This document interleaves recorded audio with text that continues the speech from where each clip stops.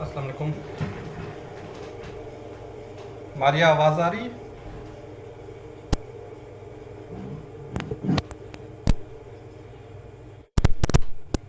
अस्सलाम वालेकुम जी, आ रही है। वालेकुम सलाम। अच्छा, मैंने पहले ही कर लिया था वो फेसबुक पे, तो अभी मैं स्टार्ट करूँगा ऑफिशियल। ठीक है।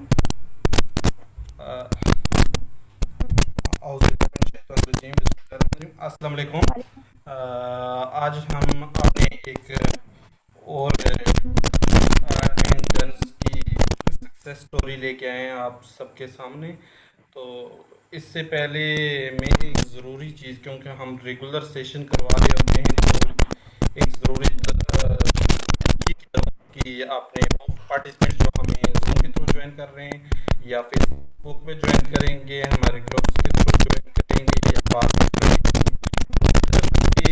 अभी तक हमारे बहुत सारे लोग जानने वाले सुनने वाले ये इशू क्रिएट कर रहे थे कि हमारे जानने वालों को किसी ऐसे बंदे को कोरोना नहीं है, उससे अफेक्टेड नहीं है।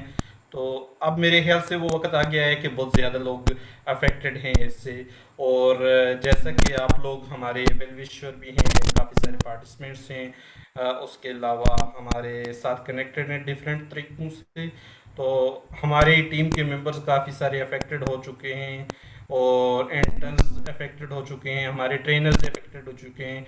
हमारे बेले यूनिवर्सिटी के एक सीनियर इंक्यूबेशन मैनेजर हैं, इंजीनियर अफरान साहब, वो और उनकी पूरी फैमिली इस क्राइसिस से अफेक्टेड हो चुके हैं। अल्लाह उनको सेहत कामला अता फरमाए और हम दुआ करते हैं कि बहुत जल्द अज जल्द वो हमारे साथ फिर से काम करें, लोगों को लोगों को ट्रेन करें, फैसिलिटेट करें, बिजनेस करें। तो हम आप अपने सेशन की तरफ आएंगे। तो हमारे सीरियल का 7th सेशन है इसका। तो आज हमारे जो गेस्ट स्पीकर हैं वो मिस मारिया हेमन हैं।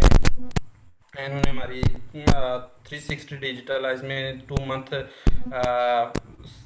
अपने आपको सर्व किया है, खिदमत दी हैं। तो आज इनका टेस्टमोनियल्स आप सबके सामने लेके आए हैं कि इन्होंने क्या किया है 2 महीने के अंदर, क्या चीज़ें सर्व की हैं, क्या हमसे सीखा है, क्या टीम के साथ सीखा है, क्या टीम को सिखाया, क्या डिलीवर किया है। तो मैं बगैर किसी ताख़ीर के, क्योंकि पहले ही हम माजरत के साथ कि 10 मिनट की ताख़ीर से हमने सेशन स्टार्ट किए, तो टेक्निकल रीज़न की वजह बहुत ज़्यादा टाइम पहले ही वेस्ट किया जा चुका है। तो अब बगैर किसी ताख़ीर के मिसमारिये की तरफ जाऊँगा। अस्सलाम वालेकुम अस्सलाम। जी। आप थोड़ा सा अपना इंट्रोडक्शन दें कि आपके बारे में क्या है, और उसके बाद हम सेशन स्टार्ट करेंगे। तो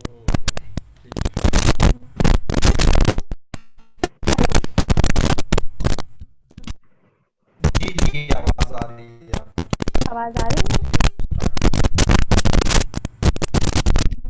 जी जी, बिल्कुल आ रही है। अच्छा।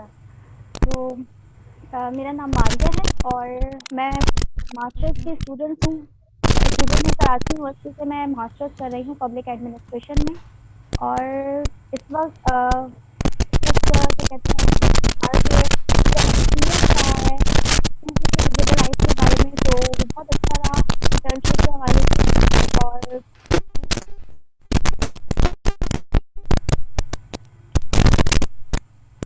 हेलो। जी जी, आवाज़ आ रही है, आप बोलें, बिल्कुल कंटिन्यू रखें आप। जी जी, आपकी आवाज़ आ रही है, आप कंटिन्यू रखें। बिल्कुल आवाज़ नहीं आ रही है। आवाज़ आपकी आ रही है सर। अच्छा, मेरी आ रही है। जी जी। ठीक है। जी।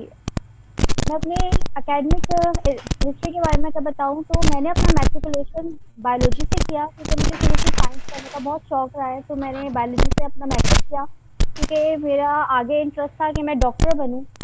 तो मैंने अपना इंटर भी प्री मेडिकल में किया, लेकिन अनफॉर्चुनेटली मैं आगे कंटिन्यू नहीं कर पाई, मैं मेडिकल में एडमिशन नहीं ले सकी, क्योंकि मेरा एम था शुरू से ही कि मैं मेडिकल में एडमिशन लूँ। कुछ फाइनेंशियल इशूज़ थे, कुछ मामला थे, जिसकी वजह से मैं नहीं ली। फिर मैंने आगे अपनी बीएससी, मैंने कहा कि मैं कॉलेज से बीएससी करती हूँ, क्योंकि यूनिवर्सिटी से उस वक़्त मैं नहीं अफ़ोर्ड कर सकती थी कि मैं किसी प्राइवेट यूनिवर्सिटी में एडमिशन लूँ मेडिकल में। तो मैंने सिंपल कॉलेज से बीएससी किया, क्योंकि साइंस में शुरू से ही मेरा बहुत इंटरेस्ट रहा है, तो मैंने अपने साइंस के सब्जेक्ट्स को आगे लेते चली और मैंने बीएससी किया। और अल्लाह का शुक्र है, मैं उससे बहुत सेटिस्फाइड रही कि मैं बहुत अच्छे मैंने बहुत अच्छा चूज़ किया कि मैं बीएससी किया। बहुत से लोगों ने मुझे कहा कि आप बीकॉम वगैरह करिए, लेकिन मेरा उसमें बिल्कुल इंटरेस्ट। तो मैं हमेशा साइंस की स्टूडेंट रही, तो मैंने साइंस को ही प्रेफर किया कि मुझे साइंस में ही आगे जाना चाहिए। फिर आफ्टर बीएससी मैंने अपनी जॉब के लिए थोड़ा-सा किया कि मैं जॉब करूँ, अपने लिए अपना प्रोफ़ेशनल करियर स्टार्ट करूँ। लेकिन हमारे यहाँ क्योंकि लैबोरेटरी की और रिसर्च सेंटर में इतनी जॉब्स अवेलेबल नहीं है, तो अब मुझे लगा कि शायद बीएससी करने के बाद मुझे टीचिंग के अलावा कोई जॉब नहीं मिलेगी। और टीचिंग मेरा एक मैं एज़ अ प्रोफ़ेशनल मैं उसको बिल्कुल भी अपनाना नहीं चाहती थी कि मैं एक टीचिंग के प्रोफ़ेशनल को आगे लेके चलूँ। मेरा था कि मैं कोई ऐसा काम करूँ जिसमें एक ऑफ़िस वर्क का या कुछ जैसे कि कह सकते हैं कि किसी के फलाह का काम, तो इस तरह का मुझे हमेशा से मेरा शौक रहा है कि मैं कोई ऐसा काम करूँ, किसी ऑर्गेनाइज़ेशन में काम करूँ। तो फिर मैंने सोचा मैं मास्टर्स करती हूँ, तो मैंने अपने मास्टर्स को फिर पब्लिक एडमिनिस्ट्रेशन की फ़ील्ड में मैंने स्विच किया। तो मुझे उससे 2 फ़ायदे हुए कि मैंने सोचा कि मैं किसी ऑर्गेनाइज़ेशन में भी काम कर सकती हूँ, और एक जो मेरा मेन टारगेट था पब्लिक एडमिनिस्ट्रेशन में एडमिशन लेने का, वो मेरा था कि एक मेरा माइंडसेट था कि मैंने सीएसएस करना है। क्योंकि आगे से मैंने अपना गोल बनाया, मैंने अपना चेंज किया, मुझे लगा कि सीएसएस की तरफ मुझे जाना चाहिए, तो इसलिए मैंने पब्लिक एडमिनिस्ट्रेशन। जब हमने इस फील्ड को स्टार्ट किया तो फिर हमें इसके बारे में नॉलेज भी हुई, तो मुझे पता चला कि मैं इसके अलावा भी कर सकती हूँ। तो इसी तरीके से हम इस तरीके से आगे बढ़े, लेकिन अब क्योंकि कोरोना वायरस की वजह से सब कुछ रुक गया, और फिर हमें मौका मिला कि इंटर्नशिप करें। एक अलग बिल्कुल एक नया एक्सपीरियंस रहा मेरे लिए, कंटेंट राइटिंग का एक्सपीरियंस बिल्कुल मुझे पहले से नहीं था। तो एक बिल्कुल न्यू एक्सपीरियंस था मेरे लिए जो मैंने किया, और मेरा बहुत अच्छा एक्सपीरियंस था। जी सर। जी मारिया, आप थोड़ा सा अपने यूनिवर्सिटी के बारे में बताएं, और फिर जो आपने जो जो टास्क किए, जिन जिन एरियाज में काम किया, उनके बारे में अच्छा, यूनिवर्सिटी का अगर मैं अपने बताऊँ तो यूनिवर्सिटी जैसे हमारी स्टार्ट हुई, मेरे ख़्याल से हार्डली हम 2 मंथ्स भी नहीं गए। फिर हमें क्योंकि चांस मिला कि हम आईबीए में हमने पार्टिसिपेट किया। हमने उसमें एचआर इनसाइट का उनका जो इवेंट हुआ 3 डेज़ का, उसमें हमें पार्टिसिपेट करने का मौका मिला। तो हमारी क्लास से भी टीम्स गईं, हमने उसमें पार्टिसिपेट किया क्योंकि हमारा आगे इरादा था कि हम एचआर में अपनी स्पेशलाइज़ेशन करें। तो इसलिए हमने चूज़ किया कि हमें इसमें पार्ट लेना चाहिए। जब हमने उसमें पार्ट लिया एचआर इनसाइट में, तो हमारी जो टीम बनी क्लास की, क्योंकि हमें 1 महीना हुआ था सिर्फ, तो हम कोई भी एक को जानता नहीं था। तो हमारे लिए एक तरह से ये एक बहुत बड़ा टारगेट था कि हम किस तरीके से एक-दूसरे के साथ कोलैबोरेशन करके एक-दूसरे के साथ कंफर्टेबल, हम क्योंकि उस वक़्त तक नहीं हुए थे, तो हम किस तरीके से एक टीम एज़ अ टीम हम वर्क करें। लेकिन अल्हम्दुलिल्लाह हमारा वो एक्सपीरियंस बहुत अच्छा रहा, और हम आईबीए इनसाइट 0.4 में हम 6th पोज़ीशन पर आए, और उसी के थ्रू फिर हमें 360 डिजिटलाइज़ में हमें इंटर्नशिप की ऑफ़र हुई। तो फिर यूनिवर्सिटी का तो फ़िलहाल हमारा यही रहा। फिर हमें पता चला कि हमें इंटर्नशिप ऑफ़र होगी डिजिटलाइज़ की तरफ से, तो हमें यही हमारे जो हमने जो एक्सपेक्ट किया था, हमें एचआर के ही हवाले से कोई हमें इंटर्नशिप मिलेगी। लेकिन वो हमें समर ब्रेक में मिलती, और अचानक से ये जो एक पैंडेमिक की सिचुएशन क्रिएट हुई है पूरे वर्ल्ड में, तो उसकी वजह से वो तो पॉसिबल हो नहीं सका। तो हम क्योंकि क्वारंटाइन में ही थे, जब हमें डिजिटलाइज़ की तरफ से ऑफ़र हुई कि हम ऑनलाइन इंटर्नशिप करवाना चाहते हैं, तो हम लोगों ने कहा कि ये बहुत अच्छा हमारे लिए एक्सपीरियंस रहेगा, क्योंकि इस वक़्त हम घर में थे, हमारे पास करने को भी कुछ ख़ास नहीं था। तो हमने सोचा कि क्यों ना एक बेहतरीन जो है हमारे लिए ये है, हमारी स्किल्स भी डेवलप होंगी और एक डिफरेंट एक्सपीरियंस होगा। तो एज़ अ चैलेंज हम लोगों ने उसको एक्सेप्ट किया, हमने कहा बिल्कुल हमें उसको करना चाहिए। तो डिजिटलाइज़ में जब हमने 8 वीक्स की इंटर्नशिप स्टार्ट की, तो डिफरेंट टास्क हमें दिए गए, और वो बहुत अच्छा एक्सपीरियंस रहा। सबसे पहले कंपनी के बारे में हमें बताया गया, तो उसका हमें इंट्रो दिया गया। इसके अलावा हमने एसडीज पे हमने काम किया, और कुछ वेब डिज़ाइनिंग सॉरी वेबसाइट के जो कंटेंट था उसके ऊपर काम किया, डिफरेंट सोशल मीडिया की पोस्ट पे काम किया। ओवरऑल बहुत अच्छा एक्सपीरियंस था, मेरे लिए बहुत अच्छा रहा। मुझे लगा क्योंकि मेरी राइटिंग स्किल्स पहले से ही अच्छी थी, मुझे इस बारे में पता था, लेकिन स्पेशली कंटेंट राइटिंग के हवाले से मुझे इतना आइडिया नहीं था कि मैं कर सकती। तो इस इंटर्नशिप से मुझे ये फ़ायदा हुआ कि ना सिर्फ मेरी स्किल्स यूटिलाइज़ हुई और बल्कि मज़ीद बढ़ भी गई। तो वो एक मेरे लिए बहुत अच्छा एक्सपीरियंस रहा कि एक मेरे पास मेरी स्किल्स में इज़ाफ़ा हो गया कि हाँ, मैं ये भी कर सकती हूँ। तो मेरे लिए बहुत अच्छा एक्सपीरियंस जी मारिया, अच्छा आपने जिस तरह कहा कि मैं कुछ ऐसा अप्लाई काम करूँ सोशल सेक्टर के हवाले से, तो डेफिनेटली आपने 360 सोशलाइज के काफ़ी सारे टाइम टास्क किए, तकरीबन 40-50% टाइम वहाँ सर्व किया आपने थी। उनके काम में। तो वो बेसिकली सारे के सारे काम अप्लाई हैं एस डी जी के हवाले सस्टेनेबल डेवलपमेंट गोल्स जो यूनाइटेड नेशन की तरफ से प्रोवाइड किए गए हैं, तो उन पे आपने मेरे ख्याल से काफ़ी सैर हासिल काम किया है। तो डेफिनेटली जब आप काम करते हैं तो आपको अंडरस्टैंडिंग होती है कि आप जब लिख रहे होते हैं, जब क्रिएट कर रहे होते हैं, कंटेंट डेवलप कर रहे होते हैं, तो आपको काफ़ी सारी चीज़ें समझ आती है कि ये तो मेरे ख्वाब थे, एम थे। तो उनके बारे में अगर आपको जो अंडरस्टैंडिंग हुई है तो उसके बारे में थोड़ा अगर आप बता पाए तो। एसडीजीज पे जब हमने काम किया तो वो मेरे लिए वो भी बहुत अच्छा था। इससे पहले मुझे एसडीजीज के बारे में इतनी ज़्यादा मालूमात नहीं थी। तो मैंने कभी इतना पढ़ा नहीं था, मुझे नहीं पता था कि कौन से गोल्स हैं, क्या है। लेकिन क्योंकि इस इंटर्नशिप के दौरान हमें डिफरेंट टास्क दिए, तो एक ये भी मेरी नॉलेज में बहुत इज़ाफ़ा हुआ और उसके डिफरेंट गोल्स जो मैंने पढ़े और जिनके ऊपर मैंने टास्क परफ़ॉर्म किया, वो बहुत ज़बरदस्त था। जैसे कि वुमेन एम्पावरमेंट का था, जेंडर इक्वलिटी का था, तो ये एक बहुत ज़बरदस्त चीज़ थी जो शुरू से हमारे माइंड में होता है, क्योंकि हम गर्ल्स का यही होता है कि हमें इक्वलिटी हमें दी जाए, कहीं भी अगर हम किसी कार्य में जॉब कर रहे हैं, सैलरी के हिसाब से और दूसरी सहूलियात के हिसाब से हमें इक्वल समझा जाए। तो ये एक हमारे लिए जो हमने पढ़ा तो और उसके ऊपर टास्क परफॉर्म किया, तो ये बहुत ज़बरदस्त रहा, क्योंकि ऐसा ही था तो हम चाहते हैं ऑब्वियसली सारी गर्ल्स मुझसे इत्तेफाक करेंगी, क्योंकि वो जो गोल्स हैं उनको जो अचीव जितनी भी ऑर्गेनाइजेशंस हैं जो करना चाह रही हैं और कर भी रही हैं, तो एक वो बहुत अच्छी चीज़ थी। और वुमेन एम्पावरमेंट ये बहुत अच्छा है, क्योंकि वुमेन को एम्पावर होना मेरे ख्याल से बहुत ज़रूरी है। और आजकल का जो हमारा सिचुएशन है उसमें तो मुझे लगता है, मेरी पर्सनल सोच है ये थिंकिंग कि हर लड़की को, हर औरत को होना चाहिए, इतनी उसको उसके अंदर होनी चाहिए ये सलाहियत कि वो अपने पैरों पर खड़ी होकर कुछ कर सके। उसको डिपेंडेंट बिल्कुल उसको बिल्कुल भी किसी और पे डिपेंड नहीं होना चाहिए, बल्कि इंडिपेंडेंट होना चाहिए और खुद से कुछ करना चाहिए और आगे सर्व भी करना चाहिए। तो इसलिए मुझे जो एसडीजीज के जो टास्क थे तो वो करने में बहुत मज़ा आया, क्योंकि वो बिल्कुल डिफरेंट एक्सपीरियंस रहा वो वाला, तो बहुत अच्छा लगा। जी मारिया, अगर आपको ज़्यादा तो यकीनन नहीं याद होंगे, वो काफ़ी टेक्निकल और डिफ़िकल्ट चीज़ें थी, लेकिन उनके कोई दो तीन टास्क ऐसे जो आपको जिनमें इंटरेस्ट भी रहा हो, मज़ा भी आया हो करने में, और जिनकी वजह से आपका माइंडसेट चेंज हुआ, डेवलप हुआ, आपकी थिंकिंग जो है पहले की निस्बत बिल्कुल चेंज हो गई, तो वो उसके बारे में कुछ बताना चाहें, या उस टास्क के उस एस डी जी नंबर्स के बारे में बताना चाहें। आपने मेरे ख्याल में 4 नंबर से लेके 17 तक किए हैं। 4 जिस तरह एजुकेशन के हवाले से है, 5th है वुमेन एम्पावरमेंट के हवाले से है, पीस जस्टिस के हवाले से 17। तो उनमें से जिन पे बहुत ज़्यादा आपको इंटरेस्टेड लगे, या जिससे बहुत ज़्यादा अच्छी अंडरस्टैंडिंग आई, और जिस पे आपको लगा कि क्रिएटिविटी वाकई कुछ आपके हवाले से आप अपना ज़ाती ओपिनियन अगर शेयर करें।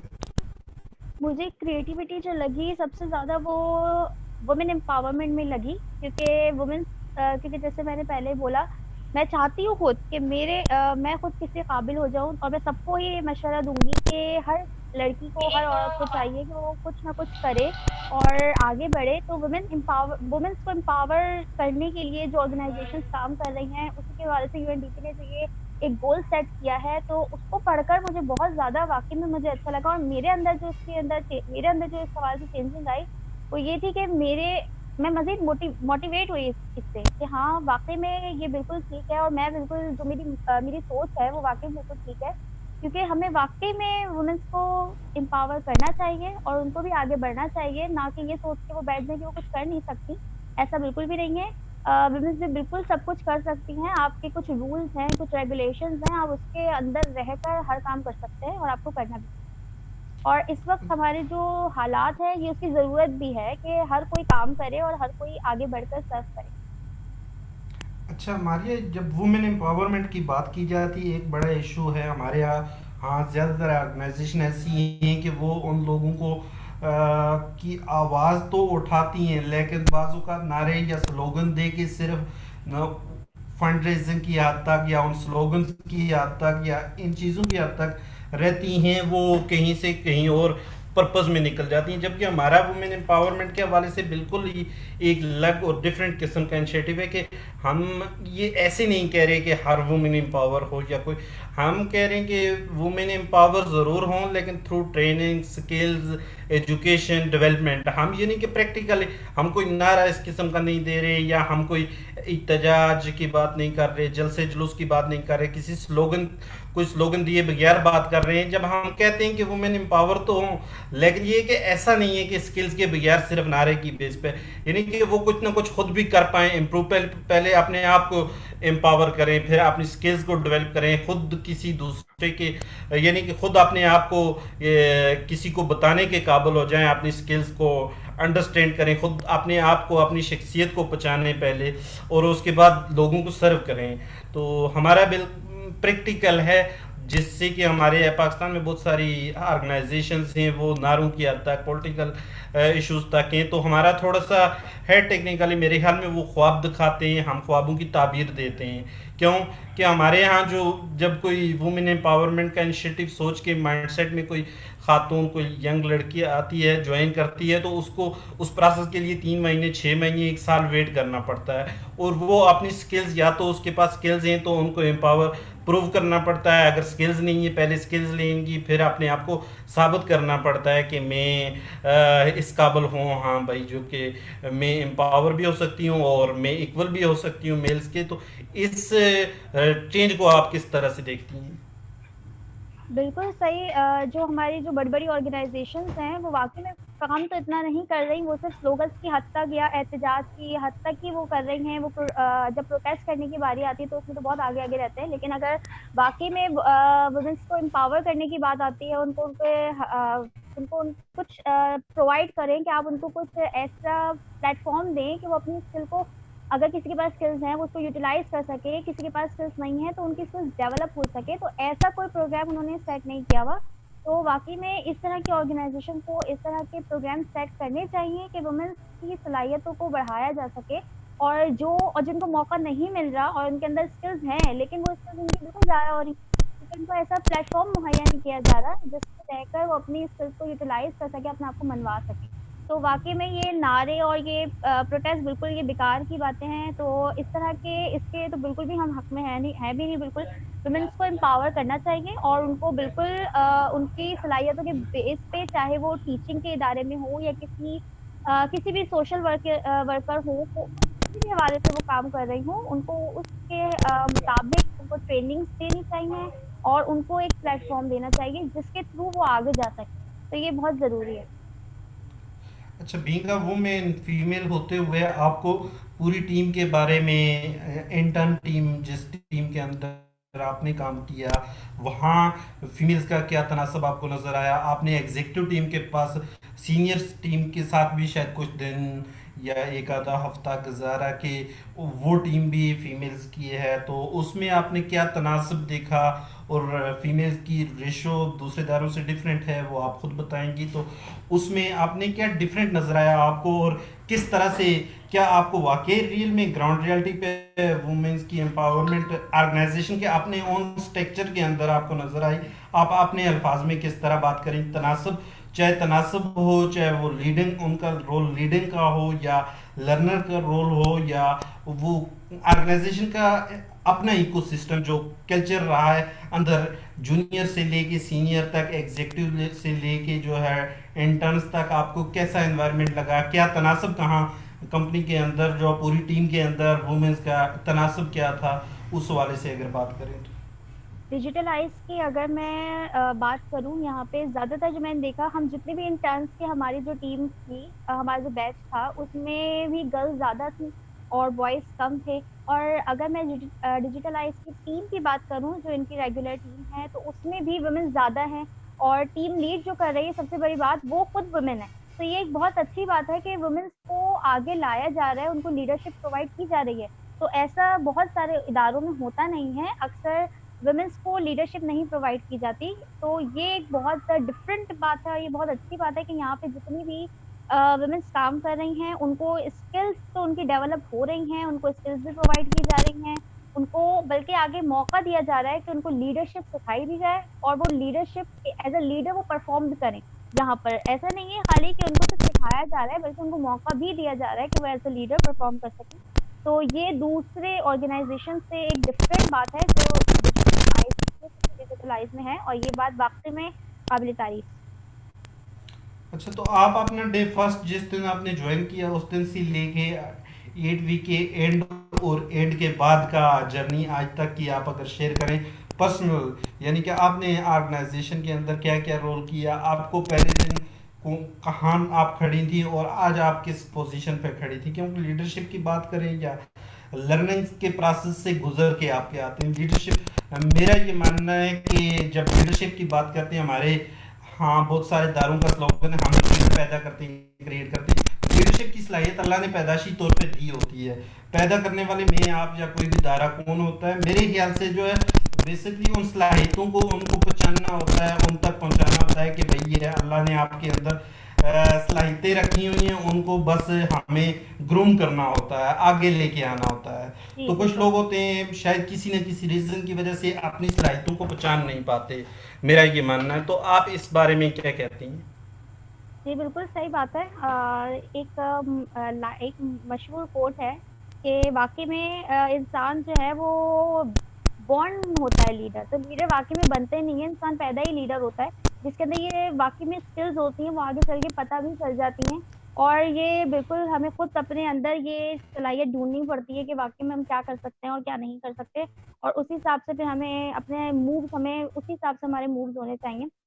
तो मेरा जो रहा 360 डिजिटलाइज़ में एज़ एन इंटर्न मैंने जॉइन किया, तो उस वक़्त जो मेरी खुद की स्किल्स थी, वो क्योंकि हमने कंटेंट राइटिंग के हवाले से इंटर्नशिप की, तो मेरी स्किल्स उस वक़्त राइटिंग के हवाले से थी, लेकिन बेसिकली कंटेंट के हवाले से नहीं थी। तो वो स्किल्स मेरी बहुत अच्छी डेवलप हुई, मैंने बहुत सीखा और बहुत कुछ मेरी नॉलेज में इज़ाफ़ा हुआ। खाली कंटेंट के हवाले से मैं बात नहीं कर रही, वैसे भी क्योंकि हम जो डिफरेंट टास्क करते हैं, कुछ ऐसे टास्क हमें दिए जाते हैं जिसमें हम पढ़ते हैं, स्टडी करते हैं, तो हमारी खुद की नॉलेज में बहुत इज़ाफ़ा होता है। तो इस चीज़ से ये बहुत फ़ायदा हुआ कि हमारी अपनी स्किल्स में तो इज़ाफ़ा हुआ, लेकिन नॉलेज में भी बहुत ज़्यादा इज़ाफ़ा हुआ। और आज अगर मैं खड़ी हूँ, तो मैं अगर फर्स्ट ईयर की बात करूँ, तो जितनी आज मुझे जो चीज़ें मालूम हैं, जैसे कि यूएनडीपी गोल्स के बारे में या और भी डिफरेंट बहुत सारी चीज़ें हैं, उसके बारे में मुझे 8 वीक्स पहले नहीं पता था, मुझे बिल्कुल नहीं पता था उस बारे में। लेकिन उसके बाद जब भी मैंने इंटर्नशिप कंप्लीट की, तो मेरी नॉलेज में काफ़ी इज़ाफ़ा हुआ और मेरी स्किल्स भी बेहतर थी। अच्छा, तो वैसे आपने, क्योंकि इस वक्त मेरे ख्याल में आपका आखिरी सेशन है इस सीरियल का, जी, या आपके अलावा शायद एक दो लोग हो रहे हैं जो आपके बैच से हैं। हम बेसिकली डे वन से हमारी कोशिश होती है कि हम अपने इंटर्न्स को, क्योंकि बेसिकली हमारा क्राइटेरिया ये होता है कि हम सिर्फ डिग्री की बेसिस पे चॉइस ना करें, उनका इंतखाब ना करें, बल्कि हम उनकी स्किल्स की बेस पे, उनकी डिफरेंट चीज़ों पे, कलेक्टिव चीज़ों पे, सिर्फ एक डिग्री को हम नहीं रखें सामने। स्किल्स आपकी सॉफ्ट स्किल हो सकती हैं, टेक्निकल स्किल्स हो सकती हैं, आपका बाकी लाइफ के एरियाज हो सकते हैं, उन सारे एरियाज को कलेक्ट करके उनकी बेसिस पे हम इंतखाब करें कि किसी में एम और विलिंग है आगे बढ़ने की या नहीं। अब जब हमारा क्राइटेरिया इस टाइम तरह का होगा, तो उसके बाद हमारा, जब हमें ज्वाइन करती है कोई टीम, कोई मेंबर, तो उसको हम बेसिकली ये नहीं है कि अपना काम ले लें या कोई हमारा, क्योंकि लीडरशिप स्किल्स को डेवलप करना है। और फिर उनको सिर्फ ये नहीं कि लीडर, आपको ये नहीं कि लीडर के अंदर बेसिकली हमारा मानना ये है कि ये एबिलिटी भी होनी चाहिए as a junior team.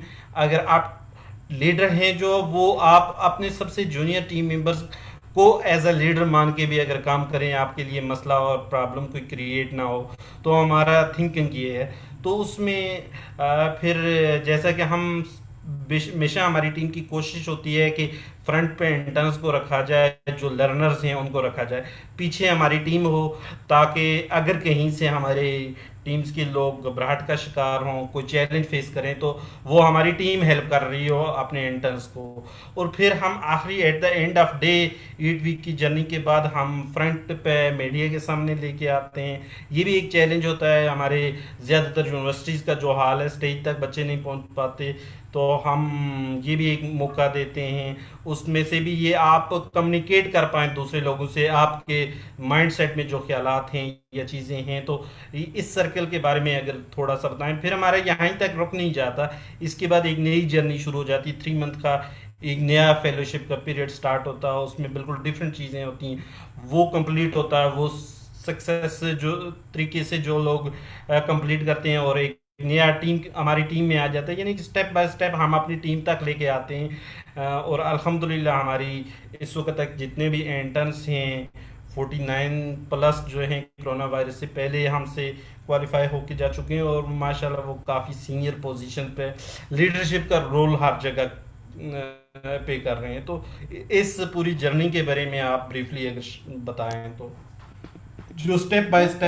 Step आपको आगे बढ़ाता है। क्योंकि कहीं भी ज़्यादातर जहां आप जिस पोजीशन के लिए आपको अपॉइंट किया जाता है उसी पोजीशन तक बाउंड कर दिया जाता है कि नहीं आपने यही काम करना। हम ऐसा नहीं करते।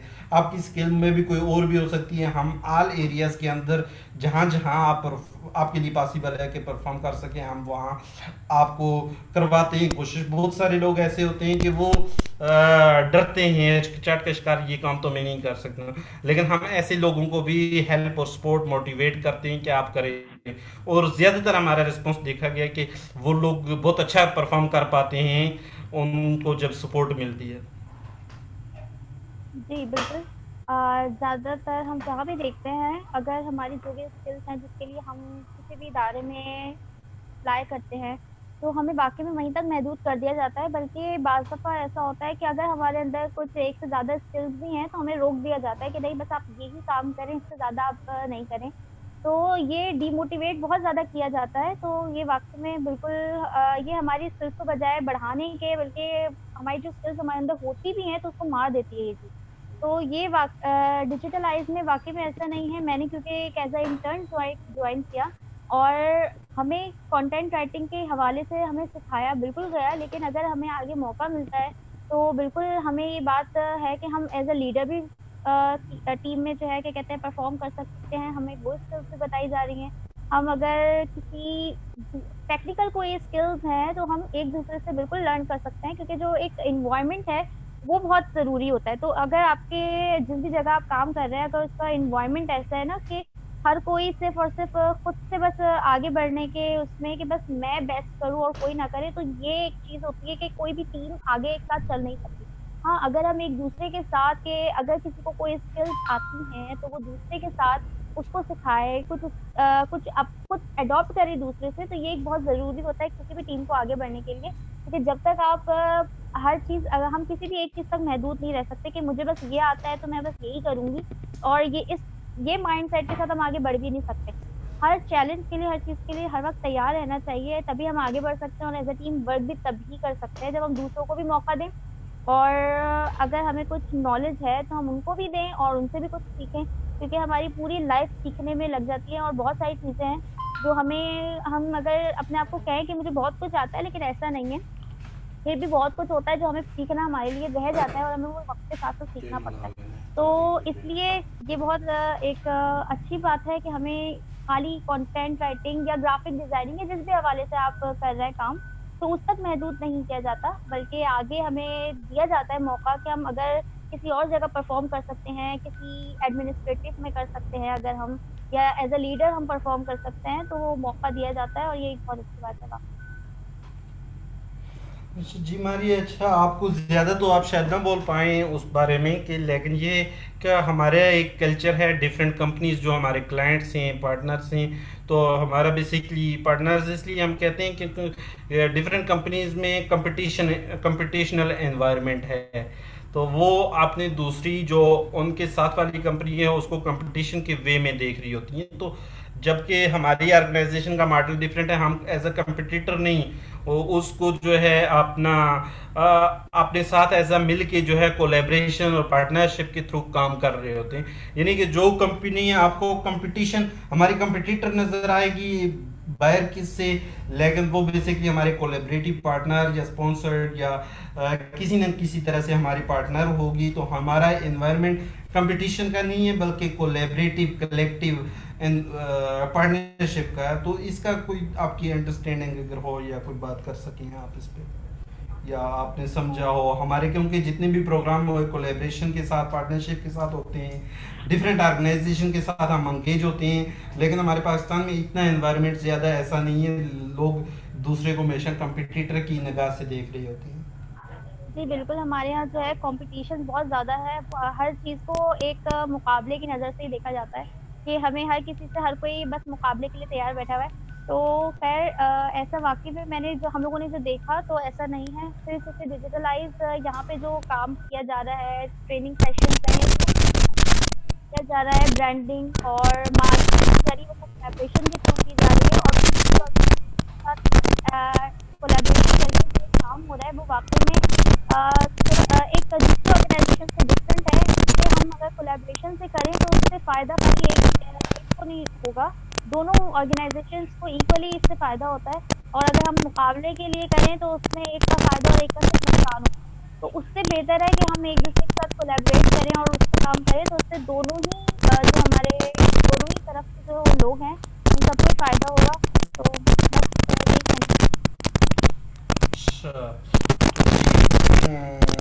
तो ओवरऑल अगर आप उन पार्टिसिपेंट्स को जो अभी यूनिवर्सिटी का पार्ट हैं, किसी का जो इंटर्नशिप सर्च कर रहे हैं या कर रहे हैं, या फिर वो कंपनीज जो प्रोवाइड करती हैं इंटर्नशिप, यानी कि एक साइड तो वो स्टूडेंट्स हैं जिनको इंटर्नशिप की नीड है, करना है उनको, लेकिन एक साइड पर वो लोग हैं जिन्हें जो इंटर्नशिप फैसिलिटेट करते हैं, तो उनके बारे में अगर उनके लिए मैसेज हो आपका कोई।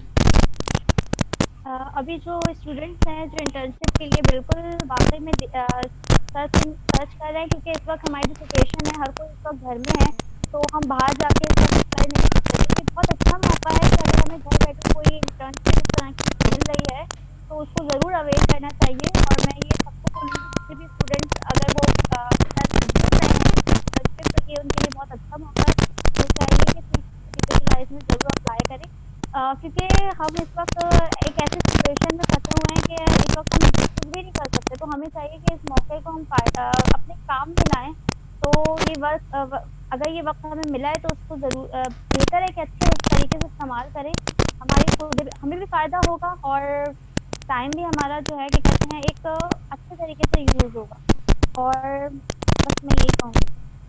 अच्छा, तो एक इम्पॉर्टेंट मैसेज जैसे कि क्योंकि बहुत as a social responsible organisation और एज अ सोशल वर्कर यकीनन आप भी सोशल हो गई होंगी या वक्त माइंडसेट डेवलपमेंट हो गई होगी, चेंज आई होगी कि सोशल रिस्पॉन्सिबल सिटीज़न होते हुए, क्योंकि हर शहरी की रिस्पॉन्सिबिलिटी है कि हम रियासत से जो चीज़ें अवेल करते हैं उनके बदले में रियासत को कुछ दें भी। तो एक क्योंकि आपकी कोलीग हैं क्या सारा सबा, हम आपके साथ काम किया 8 हफ्ते, और वो और उनकी पूरी फैमिली कोरोना वायरस का सफ़र कर रही है, क्योंकि शायद इससे पहले आपने भी कोई केस अपने करीब नहीं सुना होगा कि किसी को अफेक्ट हुआ। हमारे इंजीनियर रजवान साहब हैं, उनकी पूरी फैमिली पिछले 3 दिन से जो कोरोना वायरस से अफेक्टेड है। तो अब कम से कम आपके सामने भी 2 फैमिलियों के केसेस ऐसे जिन लोगों के साथ आपने काम किया 8 हफ्ते। रजवान साहब हमारे साथ वर्कशॉप करवाते हैं, इवेंट करवाते हैं, काफ़ी सारे इवेंट्स में पार्टिसिपेट किया है, तो उन लोगों को जिनको जानती हैं आपको भी यकीन आ गया होगा, हमें भी शायद शक कहीं अगर था किसी कोने में तो वो दूर हो गया है। तो अब इस हवाले से मैसेज हमारा पहुंचाना बहुत ज़रूरी है। तो अपना आज़ाद ओपिनियन रखते हुए आप इसके बारे में कोई मैसेज शेयर करना चाहें कोरोना वायरस के हवाले से, इसके इफेक्ट के हवाले से, क्योंकि हमारे लोगों का बहुत ज़्यादा बड़ी तादाद का ये पॉलिटिकल लीडर्स का भी इशू था कि यार हमारा तो कोई जाने वाला है ही नहीं। कल की बात है, कल की अगर हम हेडलाइन देखें तो 5 असम्बली मेंबर्स डिफरेंट हमारे जो सूबाई असम्बलीज हैं उनके मेम्बरान की डेथ हुई है। तो इस तरह ये नहीं कि अब हमारे जानने वाले लोगों की एक एक ने पूरी पूरी फैमिली इफेक्ट हो रही है। तो इस बारे में आपका मैसेज, आपके अपने जी, फ्रेंड्स वाकई में हैं, मैंने अपने कोलीग्स हैं आसपास जो के आपको जानने वाले हैं, उनके बारे में जी उनको बताएं अगर, क्योंकि डेफिनेटली आपके बहुत सारे जानने मैंने वाले अपने देख क्योंकि रहे मैंने होंगे। भी अपनी फैमिली जी मैंने भी अपनी फैमिलीज में कहीं आसपास मेरे अल्लाह का शुक्र है ऐसा कहीं केस नहीं आया। लेकिन मैं अगर पर्सनली अपनी और अपनी फैमिली की बात करूं तो हम इस चीज़ से बिल्कुल डिनाई नहीं करते कि वायरस नहीं है, वायरस बिल्कुल है। तो लेकिन बहुत सारे लोग इस चीज़ को बहुत लाइट ले रहे हैं कि वाकई में वायरस नहीं है, तो ऐसा नहीं है। क्योंकि हमने मैंने जब अपनी साथ अपनी कलीग को जब मैंने सुना कि उनकी फैमिली में हुआ है तो मैं बहुत शॉक हुई, क्योंकि मैंने भी अपने रिलेटिव्स में, अपने फ्रेंड सर्कल में कहीं ऐसा नहीं सुना। तो ये मेरे लिए बहुत शॉकिंग था। लेकिन बिल्कुल है वायरस और उसके लिए ज़रूरी है कि हम सब एहतियात करें। तो ज़्यादा से ज़्यादा सोशल डिस्टेंस रखें, बाहर ना जाएं। लेकिन इस चीज़ को भी ज़रा-सा रखें कि अगर आपको कोई सिम्पटम्स या इस तरह से महसूस हो रहे हैं, आपको लग रहा है, तो आप घर में रहें, आप खुद को क्वारंटीन कर लें, बजाय इसके कि आप हॉस्पिटल जाएँ। क्योंकि हम जानते हैं कि आजकल अगर हम अपने पॉलिटिकल व्यूज़ से देखें तो बहुत ही कुछ मतलब मैं नाम नहीं लूँगी किसी पार्टी का, लेकिन बहुत ज़्यादा कोई गलत काम हो रहा है। और ये खाली हमारे सिंध में या हमारे पाकिस्तान में नहीं हो रहा है, ये पूरी वर्ल्ड में हो रहा है। एक तरह से एक पूरी एक एजेंडा के तहत हो रहा है ये काम। तो इसलिए बेहतर है, अगर आपको कोई सिम्पटम्स महसूस हो रहे हैं, कुछ लग रहा है ऐसा, तो बजाय इसके हॉस्पिटल जाने के खुद को क्वारंटीन करें, थोड़ी-सी एहतियात करें। ये वायरस वाक़ई में बहुत खतरनाक है, लेकिन अगर हम थोड़ी-सी एहतियात करें तो ये इतना खतरनाक नहीं है जितना ज़्यादा शो किया जा रहा है। तो बस एहतियात करें तो ये वायरस वाक़ई में आपको नुकसान नहीं पहुँचाएगा। अच्छा, आप अपने बारे में बताएं, आपकी मसरूफ़ियत, क्योंकि आप स्टूडेंट हैं, एक मास्टर लेवल की स्टूडेंट हैं, आपके कोलीग्स हैं, फेलोज़ हैं। आप आजकल अपने टाइम को किस तरह से स्पेंड कर रही हैं, क्या क्या मसरूफ़ात हैं? क्योंकि बहुत सारे लोगों के लिए तो ये चैलेंज है कि वो टाइम इतना कैसे गुजारें भाई, सो के थक जाते हैं, जाग जाग के थक जाते हैं कुछ लोग। तो कुछ लोगों की इस तरह के कंसर्न्स भी हैं, यानी कि जो पूरे पूरे 18-18 20-20 घंटे मसरूफ़ रहते थे, अब जो है उनको उनके लिए है 24 के 24 घंटे जो है बगैर मसरूफियत के रहना है। तो कैसे सर्व किया जा सकता है अपने आप को, क्या क्या एक्टिविटीज़ की जा सकती हैं? जी, वाक़ई में ये एक बहुत ज़्यादा मतलब मुश्किल हो गई है, क्योंकि हम सब बहुत मसरूफ़ एक हमारे रूटीन सेट था, उससे बहुत हट के अब हो गया है, सब कुछ बंद हो चुका है। क्योंकि मेरा जो रूटीन था इससे पहले वायरस से पहले मैं यूनिवर्सिटी जाती थी, और यूनिवर्सिटी से आके मैं ट्यूशन्स देती थी। क्योंकि मेरे पास स्टूडेंट्स आते हैं ग्रेजुएशन तक के, तो मैं उनको टीचिंग करती हूँ, मैं ट्यूशन्स प्रोवाइड करती थी। तो मेरा भी एक रूटीन सेट था, मुझे बिल्कुल टाइम नहीं मिलता था। यूनिवर्सिटी, घर, फिर इसके अलावा अपने असाइनमेंट्स वगैरह, पढ़ाई, तो मेरा रूटीन बिल्कुल सेट था। लेकिन अब क्योंकि वायरस की वजह से बहुत ज़्यादा रूटीन डिस्टर्ब हुआ, तो अपने टाइम को यूटिलाइज़ आप अपने आप को कुछ बहुत सारी चीज़ें हैं करने को। जैसे कि हमें फ़ायदा हुआ कि हमें इंटर्नशिप मिल गई, हमारे लिए बहुत अच्छा रहा। तो इसी तरह की बहुत सारी चीज़ें हैं जो हो रही हैं, ऑनलाइन वर्कशॉप्स हो रही हैं, ऑनलाइन ट्रेनिंग्स हो रही हैं। तो उसमें पार्ट लें और उससे अपने वक़्त को बिल्कुल भी ज़ाया ना करें, बल्कि अपने वक़्त को स्पेंड करें अच्छी चीज़ में, अच्छी जगह में। तो ये वक़्त हमें वाक़ई में हम कहेंगे हमें अफ़सोस नहीं होगा कि हमने इतना टाइम ज़ाया किया, क्योंकि अभी अगर ये इंशाअल्लाह बहुत जल्द ये सब दुआ है कि अल्लाह ताला से कि ये सब बहुत जल्दी सेट हो जाए, तो फिर हम इस वक़्त को वाक़ई में याद कर रहे होंगे कि हमारे पास इतना वक़्त था और हमने बिल्कुल भी ज़ाया कर दिया। क्योंकि उसके बाद जो हमारी एक रूटीन स्टार्ट होगी, चाहे वो स्टूडेंट्स हों, चाहे वो प्रोफ़ेशनल्स हों, क्योंकि एक बहुत टफ़ रूटीन स्टार्ट होने वाली है इस पैंडेमिक सिचुएशन के बाद। तो इसलिए अपने इस वक़्त को बेहतर है कि अच्छे तरीके से यूटिलाइज़ करें, ताकि आपको बहुत कुछ सीखने को इस वक़्त में मिलेगा। तो बहुत सारे लोगों को टीचिंग का शौक है, तो ऑनलाइन टीचिंग भी लोग कर रहे हैं। तो एक ये इस तरीके से हर कोई अपनी अपनी मसरूफ़ियत के लिए कुछ ना कुछ कर रहा है। तो इसमें थोड़ा-सा हिस्सा लें, थोड़ी-सी क्रिएटिविटी दिखाएँ, तो मेरे ख़्याल से कोई भी बोर भी नहीं होगा और सबका टाइम बहुत अच्छे तरीके से स्पेंड होगा। अच्छा मारिया, कुछ आपने देखा होगा आपके फेलोज के अंदर, टीचर्स के अंदर, मेंटोर्स के अंदर, आपके आसपास रहने वाले लोगों में, सीनियर्स, कोलीग्स, फैमिली रिलेटिव्स, कुछ ऐसे जिंदा दिल लोग होते हैं कि वो हर मुश्किल को जो है न सिर्फ चैलेंज, कुछ लोग चैलेंज समझ के गुजरते हैं, कर गुजरते हैं बहुत अच्छे तरीके से, कुछ लोग तो उसको भी एंजॉय करते हैं, यानी कि उसको भी पॉजिटिव थिंकिंग में ये सोच का फर्क होता है कि आप किसी चीज़ को पॉजिटिव सोच रही हैं, मैं उसको नेगेटिव सोच रहा हूँ। तो ये आप हर बंदे की माइंड सेट की थिंकिंग होती है कि आप उसको कितना पॉजिटिव ले रहे हैं, कितना नेगेटिव ले रहे हैं, किस तरह से ले सकते हैं।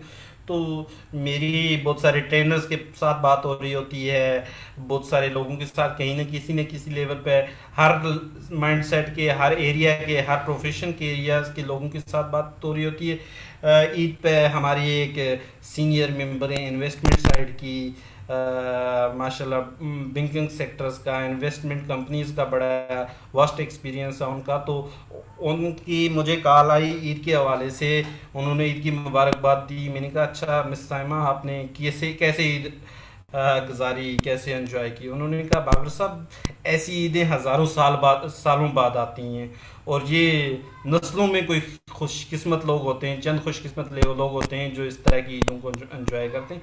बेसिकली वो उनका कहने का माइंडसेट ये था कि पॉजिटिव वे से वो सोच रही थी।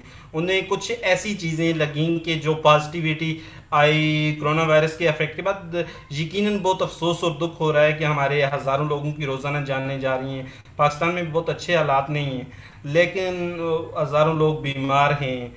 पाकिस्तान में 80,000 से ऊपर हो गए बीमार जो अफेक्टेड लोग हैं, 2000 के करीब तकरीबन होने वाले हैं जिनकी जानें जा चुकी हैं, और हज़ारों नहीं लाखों लोगों के बिजनेस और जॉब्स जा चुकी हैं। लेकिन इनके साथ साथ पॉजिटिविटी भी है, ऐसा नहीं है कि बिल्कुल नेगेटिव साइड्स पे। एजुकेशन सेक्टर में बड़ी डेवलपमेंट हुई है, आईटी के सेक्टर में बड़ी डेवलपमेंट हुई है। आईटी के सेक्टर में तो तकरीबन लाखों जॉब्स क्रिएट भी हुई हैं, ऐसा नहीं है कि बिल्कुल जॉब से की। ई कॉमर्स का बिजनेस इस वक्त जो है बहुत ही डेवलपमेंट टॉप रैंकिंग पे है, यानी कि सोचा भी नहीं जा सकता है शायद ई कॉमर्स की वो कंपनी अमेजोन है या ड्रास है, जिस तरह पाकिस्तान की लोकल कंपनी है, या अलीबाबा। तो उनका शायद 10 साल बाद भी वो टारगेट नहीं था जो इन्होंने पिछले 3 महीने में अचीव कर लिया। तो इस तरह बहुत सारे सेक्टर ऐसे हैं कि जिनके अब हम शायद वो हमारी बदयांती की वजह से, या कोई मास्क जिसको 1 रुपए का खरीदते थे, मेरे यहाँ में 15-20 रुपए का 2 दर्जन का डब्बा मिल जाता था, आज मास्क वो खरीदना कम से कम हमें जो 25 रुपए से 36 रुपए के दरमियान मिल रहा है, और वो भी बेहतरीन पोजीशन वाला नहीं, बदतरीन पोजीशन वाला बहुत बुरे तरीके से दिया जा रहा है। यानी कि जो 1 रुपए में चीज़ मिल रही थी वो 36 रुपए में भी हो रही है। अब जिस तरह हम अगर अपने पेट्रोल ऑयल इंडस्ट्री की बात करें तो उसमें बहुत ही, यानी कि बहुत ही कम कीमत आ गई है, लेकिन उसकी निस्बत अगर हमारी प्रोडक्शन की, डेवलपमेंट की साइड है, वो उसी तरह है। अब डेफिनेटली उनको मार्जिन में इजाफा हो रहा है, लेकिन मैं वहाँ उस साइड की बात नहीं करूँगा क्योंकि आपका तो उस सेक्टर से कोई रिलेशन या लिंक्स नहीं है। मैं बेसिकली आपकी पर्सनल लाइफ या आप अपने इर्द गिर्द जब देखती हैं कोई पॉजिटिविटी, आपके माइंडसेट के मुताबिक कौन कौन सी ऐसी पॉजिटिविटी आई, कोई अच्छी चेंजिंग आई जो कोरोना वायरस के इफेक्ट से पहले नहीं थी और अब हैं, और आप ये समझती हैं कि अगर वो पॉजिटिविटी कोरोना वायरस के इफेक्ट के बाद भी इसी तरह से कंटिन्यू रहे हमारी लाइफ का पार्ट? कोरोना वायरस से सबसे ज़्यादा देखा जाए अगर पॉजिटिविटी आ रही है तो मेरे ख्याल से हॉस्पिटल्स में आ रही है, क्योंकि हमारे हॉस्पिटल्स, गवर्नमेंट हॉस्पिटल्स, आपको पता है कि वहाँ पे ना कुछ फैसिलिटीज़ मौजूद हैं। वहाँ पे इवन के नॉर्मल जो आपकी अगर कोई छोटी भी कोई बीमारी हो तो उसकी वहाँ पे दवाइयाँ मौजूद नहीं हैं, वहाँ पे मशीनरी मौजूद नहीं है। तो एक ये बहुत ही ज़्यादा पॉजिटिविटी है कि हमारे हॉस्पिटल्स से बहुत ज़्यादा जैसे कि उनकी बढ़ रही है, जैसे कि उनको फैसिलिटेट किया जा रहा है। अब वो क्योंकि इस वक्त ज़रूरत है तो यही एक सिचुएशन तो बिल्कुल अच्छी नहीं है, लेकिन इस सिचुएशन में ये फ़ायदा है कि हमारे हॉस्पिटल्स जो हमारे खास तौर पे गवर्नमेंट हॉस्पिटल्स हैं वो काफ़ी ज़्यादा अच्छे तरीके से उनको हर फैसिलिटी से उनको प्रोवाइड किया जा रहा है। डॉक्टर्स को बहुत सारी फैसिलिटीज़ नहीं थी, बहुत ज़्यादा चीज़ें इस तरीके से डॉक्टर्स को भी ट्रेन किया जा रहा है। तो ये क्योंकि एक ऐसी ये तो हो गया है वायरस से, अब शायद नहीं तो हमारी लाइफ का एक हिस्सा है। अभी अगर ये कुछ टाइम के लिए ख़त्म भी हो जाए तो हो सकता है अगले साल ये फिर आ जाए। तो उस चीज़ के लिए डॉक्टर्स को भी उसी हिसाब से ट्रेन किया जा रहा है, वॉलंटियर्स को ट्रेन किया जा रहा है। तो ये सबके लिए बहुत इस तरह से देखा जाए, इस नज़र से कि एक सबके लिए बहुत फ़ायदा है कि हमें एक अच्छी ट्रेनिंग दी जा रही है और हमारे हॉस्पिटल्स को फैसिलिटेट किया जा रहा है। जो कि सालों से हमें पता है कि हमारे हॉस्पिटल्स बिल्कुल ही अगर देखा जाए तो हर कोई गवर्नमेंट हॉस्पिटल्स के बजाय प्राइवेट हॉस्पिटल्स को प्रेफर करता है। यहाँ तक कि कोई अगर गरीब भी है तो वो भी गवर्नमेंट हॉस्पिटल नहीं जा सकता, चाहे वो उनको कितनी मजबूरी हो, कर्ज लेके करना पड़े या जो भी करना पड़े, वो प्राइवेट हॉस्पिटल को प्रेफर करते हैं। तो हमारे इस सिचुएशन में मेरे ख्याल से ये एक बहुत अच्छी चीज़ है कि हमारे हॉस्पिटल्स बेहतर हो रहा है, ताकि कोई अगर नहीं अफोर्ड कर सकता तो वो गवर्नमेंट हॉस्पिटल्स में जा सकता अच्छा, तो मैं इसके साथ दो तीन क्वेश्चन और रेज करना चाहूँगा कोरोना या वायरस की, क्योंकि बहुत ही ज़्यादा पैनिक सूरत हाल पाकिस्तान में अब होती जा रही है। पिछले एक हफ्ते से जो ही लॉकडाउन ख़त्म हुआ उसके बाद बहुत ही ज़्यादा अलार्मिंग सिचुएशन हो गई है। जहाँ आपने पॉजिटिविटी की, आपने हिसाब से बात की, मेरे ख्याल से बड़ी कुछ अच्छी चीज़ें हमें नज़र आई हैं हमारे यहाँ। हमारी कौम, यानी कि हम लूट मार के हवाले से या दूसरी चीज़ों के हवाले से जहाँ मशहूर थे, लेकिन अगर देखा जाए कि हमारे प्राइम मिनिस्टर साहब बहुत डर रहे थे, बहुत परेशान थे कि लॉकडाउन होगा जब हमारे लोग भूख से मरेंगे।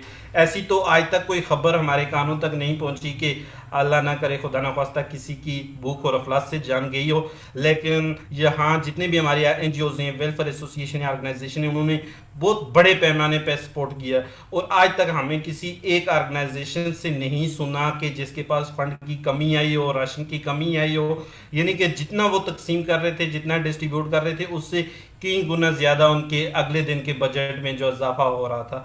तो ये मेरे ख्याल में हम पाकिस्तानी ही हैं जो यानी कि इस तरह की एक्टिविटी भी कर गुजरते हैं।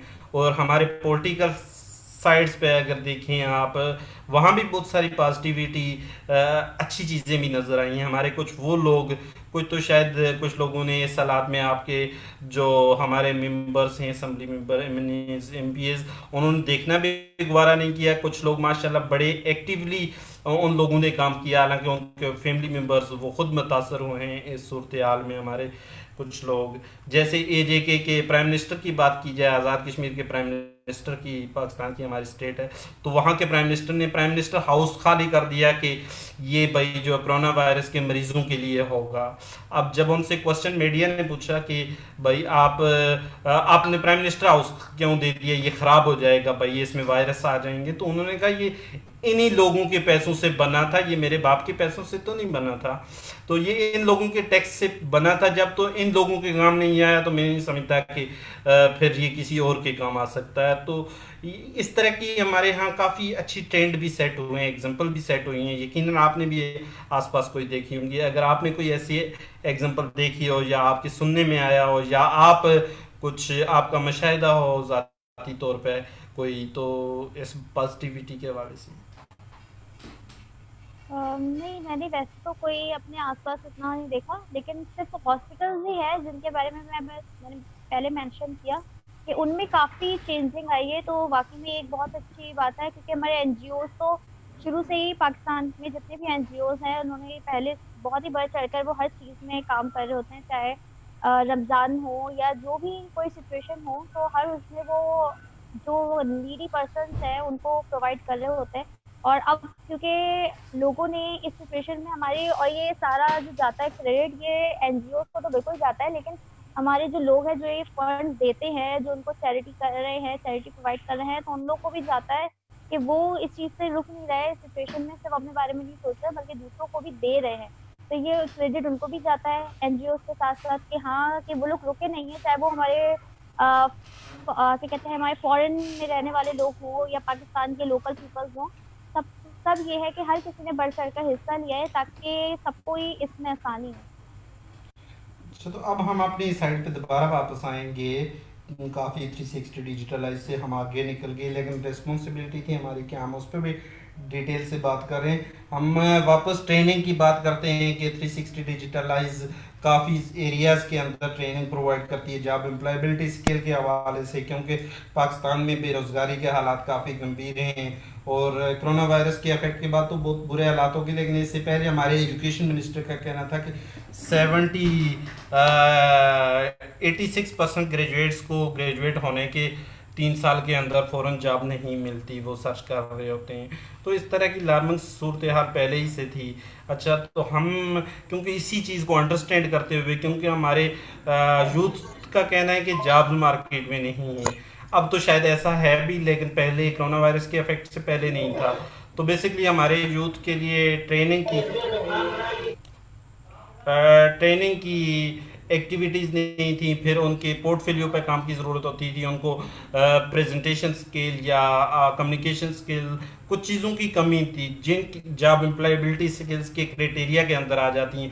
इंटरव्यू देने का पता नहीं होता था, अपनी सीवी बनाने का पता नहीं होता था कि क्या चीज़ें इंटरव्यू में होती हैं, ज़रूरी होती हैं, क्या चीज़ें नहीं होती। इस तरह का कोई प्रॉपर इंस्टीट्यूशन नहीं था। तो ये सारी स्किल्स 360 डिजिटलाइज यूनिवर्सिटीज़ के साथ कोलैबोरेशन करके हर यूनिवर्सिटी के अंदर फाइनल सेमेस्टर के ग्रेजुएट्स को जो पास आउट होने के करीब होते हैं और जॉब मार्केट में जा रहे होते हैं उनमें देती है। फिर क्योंकि हमारे एजुकेशनल का स्टाफ जो है एकेडमिक है, वो इंडस्ट्रियल स्टाफ नहीं है, तो जिस वजह से इंडस्ट्री का एनवायरनमेंट स्टूडेंट्स को नहीं पता होता। तो हमारी ऑर्गेनाइजेशन इंडस्ट्री के प्रोफेशनल को, एक्सपर्ट को एकेडमिया तक लेके आती है और उनके थ्रू ट्रेन करती है अपने एकेडमिया के स्टूडेंट्स को कि वो इंडस्ट्री के एनवायरनमेंट के बारे में सीख सकें, और इंडस्ट्रियल विजिट भी इसमें शामिल हैं। तो ये एक पूरा प्रोसेस है, कैपेसिटी बिल्डिंग का है। बहुत सारे लोग ऐसे हैं जॉब्स कर रहे हैं हालात की वजह से या कोई भी, लेकिन उनकी जॉब्स में इंक्रीज स्किल्स की डेवलपमेंट नहीं हो पाती, वो सीनियर पोजीशन तक नहीं जा पाते। रीज़न ये होती है कि उनके पास स्किल्स नहीं होती, और वो स्किल्स भी जिसको कैपेसिटी बिल्डिंग के नाम से कहा जाता है, कैपेसिटी बिल्डिंग की स्किल्स भी हम प्रोवाइड कर रहे होते हैं, उस पर भी ट्रेनिंग के प्रोवाइड कर रहे होते हैं। अच्छा, एसएमई सेक्टर के लिए हम डिफरेंट तरह की ट्रेनिंग के प्रोग्राम हैं, कस्टमाइज्ड ट्रेनिंग प्रोग्राम है, तो उस पर सप्लाई चेन पे है, डिफरेंट एरियाज पे है, आईटी की ट्रेनिंग प्रोवाइड कर रहे होते हैं, कंसल्टेंसी प्रोवाइड कर रहे होते हैं आईटी की, 1 by 1 इंडिविजुअल बेसिस पे हर बिजनेस को कर रहे होते हैं। तो इन ट्रेनिंग्स के बारे में डेफिनेटली आपने बहुत सारी वर्कशॉप हमारी पार्टिसिपेट किया, उनके लिए काम किया, उनको ज्वाइन किया, उनको सुनना है, गेस्ट स्पीकिंग सेशंस तक आप गई हैं। तो आप इस पूरे एनवायरनमेंट के बारे में कुछ कहना चाहें, जो आपने लर्न किया, जो अंडरस्टैंड किया, जो आपकी उसके बाद थिंकिंग बनी?